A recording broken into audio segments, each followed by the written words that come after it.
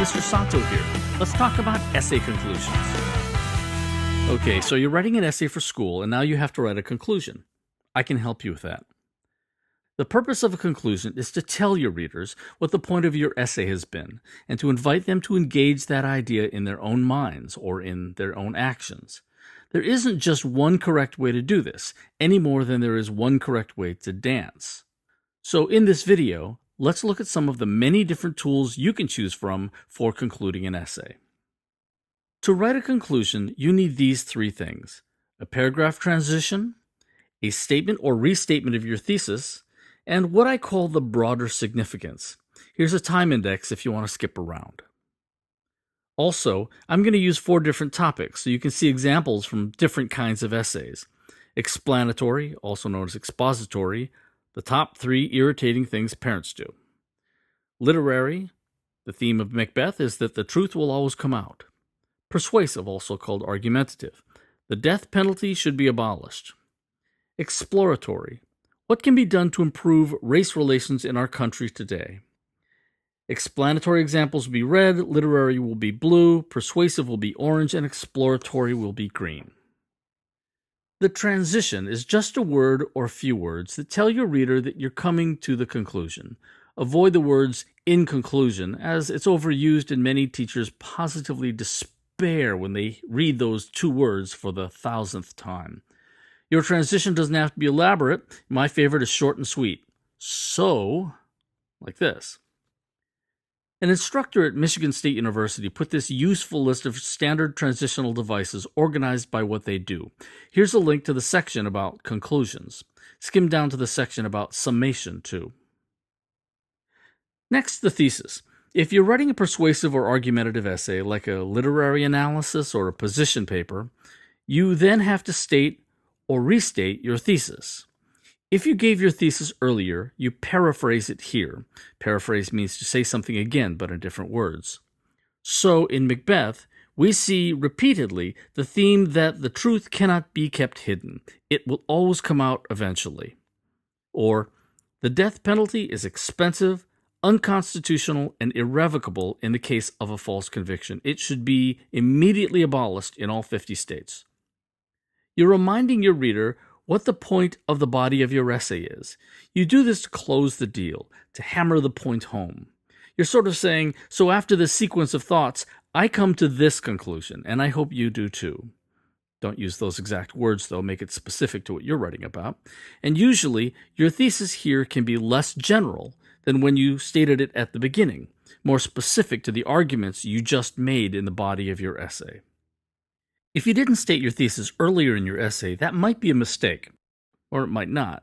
Check with your teacher to see if a thesis early in the essay is a requirement. It often is. However, it's also possible that you've been writing the kind of essay that starts with a question or a problem. For example, your essay might begin with the question, "What can be done to improve race relations in our country today?"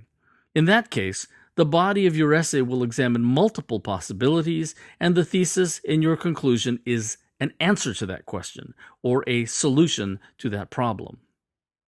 Now, if you're writing an explanatory essay, like an explanation of the top 3 irritating things parents do, well, that's different. In that case, you don't have a thesis. You probably have more of a statement of your topic, like, here are the top 3 things parents do that drive their kids crazy. Well, in your conclusion, you just paraphrase that. Like, so out of all the things that parents do that drive their kids up the wall, these 3 are the ones that make us want to run away and join the circus. What I call the broader significance is the most interesting part of a conclusion. The broader significance is the answer to the question, so what? Or why does it matter? It's where you extend your essay to leave your readers with something to think about. It's like you're now handing the ball to them and telling them to run with it. Number 1, the bigger picture. Let me first explain this using examples. So, if you've just given multiple arguments against the death penalty, you now imagine someone saying, okay, so the death penalty is bad for all these economic and practical reasons. Fine, so what? In the broader significance, you could pull back the camera and take a look at the bigger picture, the larger implications. You could write about what it reveals about us as a people, that we refrain from killing people, even if they themselves are murderers. Where your main arguments are practical and intellectual, you shift in your conclusion and appeal to the reader's emotions on a higher moral plane. It leaves them with something bigger to think about, other than the cool, rational details of your arguments. If you're using an inverted pyramid hook, this is sort of the same thing, but in reverse. Thesis on top, followed by a broader, more general statement. Here's a link to my video in which I talk about inverted pyramid hooks. Or you could use a call to action, where you urge your readers to write to their state legislators and to sign petitions calling for the abolishment of the death penalty. Here you're saying, okay, so now that you agree with me, here's what you should do about it. That's a pretty easy way to go. This kind can be used with pretty much any kind of essay. 3. Relevance to reader. Let's say you're arguing that the theme of Macbeth is that the truth will always come out eventually. You could write about why being truthful is as important today in the age of the internet as it ever was, and why. Give an example. Show why the theme is directly relevant to the lives of your readers today. 4. Qualification. Or if you're writing that essay about the top 3 irritating things that parents do, you could pivot and say that it doesn't mean parents don't also do good things, and give some examples. The fact that they're irritating just means that they're imperfect, as all people are, and we don't love them less because of it. Here, you're qualifying or clarifying your thesis.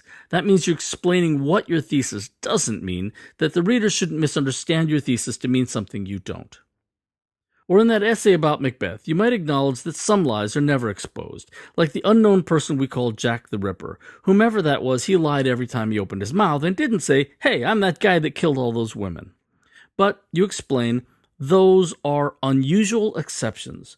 For most of us, under normal conditions, when we tell a major lie, it eventually is revealed.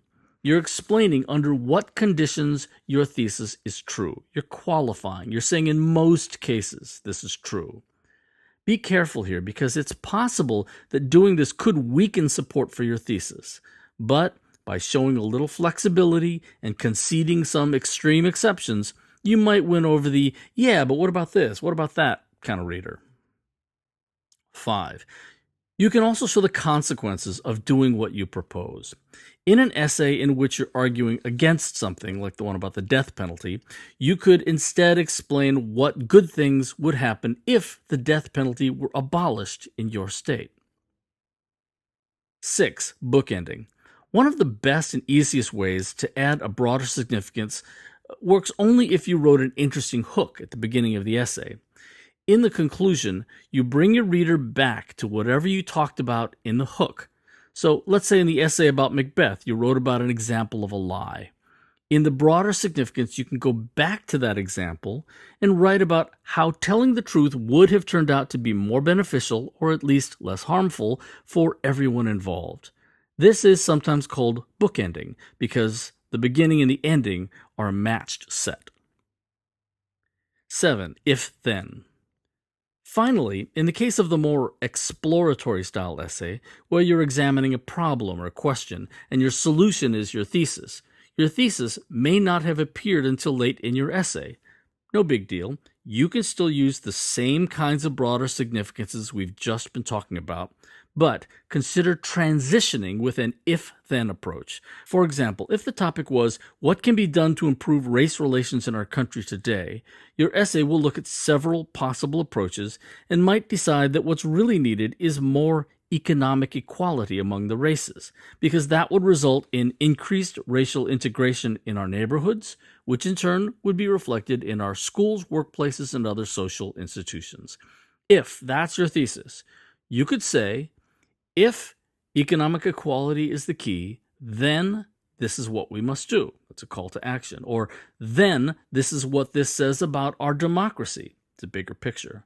Or then this is what will happen if we do nothing about it. That's a consequence. Basically, you're still using any of the other kinds of broader significances discussed in this video. You're just using an if-then as a transition. So remember, the purpose of your conclusion is to say, here's the point of this essay. Now stop listening passively to my arguments and do something. And that something might be to write to their congressperson, or simply to actively share your opinion, to now have the same understanding of something that you do, or to think about why this matters enough to influence the way they look at the world or live their lives. You're saying the ball is in your court now. Make your reader engage your ideas, not just hear you. These methods I've just taught you are tools in your toolbox. Some of these will work for your essay and some won't. And there are probably a lot of other ways to conclude an essay effectively. Just keep the purpose of a conclusion in mind and you'll do fine. Good luck with your essay.